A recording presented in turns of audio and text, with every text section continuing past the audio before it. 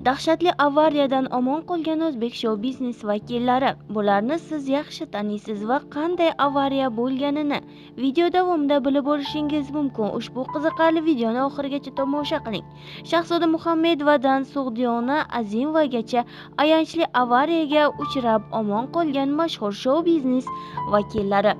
Inson yoshi va kasb-koridan qat'iy nazar umrining so'ngiga qadar yo'l harakati ishtirokchisi hisoblanadi. Yo'llarda ba'zan haydovchi, ba'zida esa oddiy yo'lovchi sifatida harakatlanamiz.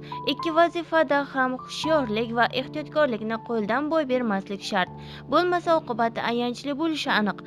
Quyida dahshatli yo'l transport hodisasiga uchrab jismoniy va ruhiy salomatligini tiklay olgan ijodkorlar haqida ma'lumotlar keltiriladi. Xosiyat Husanovaning yuzi tanib bo'lmasdi.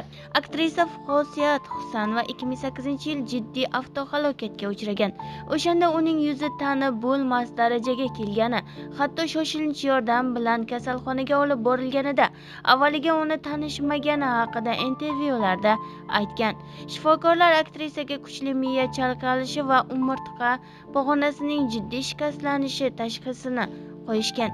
Aktrisa avariyadan so'ng xotirasi va eshitish qobiliyati ancha yomonlashganini aytadi. Jahongir Poziljonov komaga tushgan edi. 2009-yil Bojalar guruhi uchun og'ir kelgan. Boisi o'sha yilning 28-iyun sanasida Bojalar guruhi vakillari Termizdagi konsert dasturidan qaytayotgan paytda rulga uxlab qolishi sababli ayanchli yo'l transport hodisasiga uchragan. Xonanda Mo'min Oripov voqea joyida vafot etgan. Guruh a'zosi Jahongir Poziljonov og'ir ahvolda kasalxonada yotqizilgan va bir necha kun komada bo'lgan.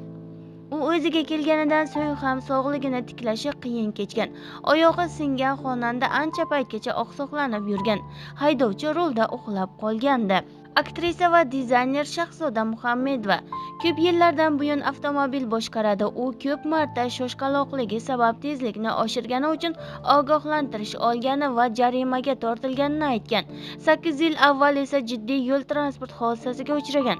O'shanda u tungi soat 3:00 da suratga olish maydonchasidan qaytayotgan bo'lgan. O'sha paytda Nexia avtomobili tanib bo'lmas darajaga kelganligi haqida ommaviy axborot vositalarida ma'lum qilingandi. Yaxshiki aktrisaga u qadar jiddiy jarohat yetmagan. Ancha vaqt yurishga qiynalgan. Aktrisa va stilist Sug'diyona Azimova 2019-yil 18-noyabr kuni mudhish avariyaga uchragan. Bu holatga uning ortidan katta tezlikda kelayotgan Lacetti rusumdagi mashinaning urilishi sabab bo'lgan. Aktrisaning 1 yil avval xarid qilgan Lada rusumli mashinasi tanib bo'lmas darajaga kelgan.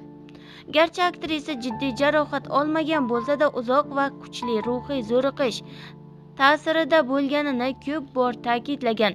Aktrisa mashina ichida sog'-omon chiqishiga hech kim ishonmaganligini aytadi. Yangi yil kechasidagi avariyadan esdalik qoldi, deydi aktrisa. Biz bilan qoling va kanalimizni kuzatib boring.